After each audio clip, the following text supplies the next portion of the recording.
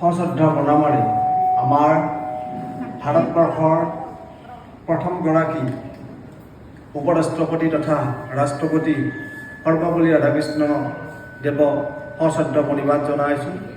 কাৰণ তেখেতৰ জন্মদিনতে আজি আমি সমগ্ৰ ভাৰতবৰ্ষত শিক্ষক দিৱস উদযাপন কৰোঁ।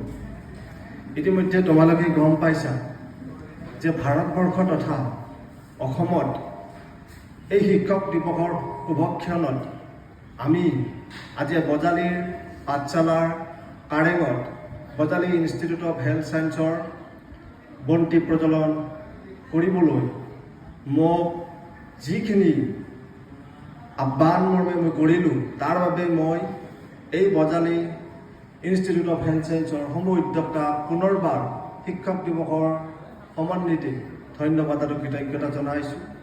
আমি জানো শিক্ষক দিৱস কিয় উদযাপন কৰিব লাগে, শিক্ষক দিৱস আমি কিয় পাতোঁ প্ৰতি বছৰে বছৰে। শিক্ষাই শক্তি, শিক্ষাই মুক্তি, আমি সেই কথাষাৰ জানো। কিন্তু বৰ্তমান সময়ত যদি আমি লক্ষ্য কৰোঁ, আমাৰ সমাজখনত শিক্ষাৰ লগতে শিক্ষাৰ যিটো মূল্যবোধৰ শিক্ষা, সেই মূল্যবোধৰ শিক্ষাৰ ওপৰত আমি গুৰুত্ব দিব লগা হৈছে। এটা উদাহৰণৰ সৈতে মই আপোনালোকক বুজাই দিব পাৰোঁ যে এজন মনীষী আছিল। সেই মনীষীজনে বিদগ্ধ পণ্ডিত আছিল।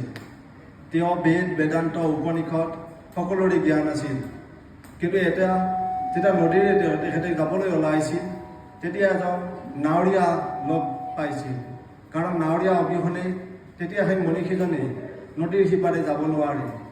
আজি হয়তো আমি দেখা পাইছোঁ নদীৰ ওপৰত দলং, মথাউৰি, নানান ধৰণৰ বস্তু, যাৰ বাবে আমি আমাৰ পথ আমি সুন্দৰভাৱে আমি যাব পাৰোঁ এঠাইৰ পৰা আন ঠাইলৈ।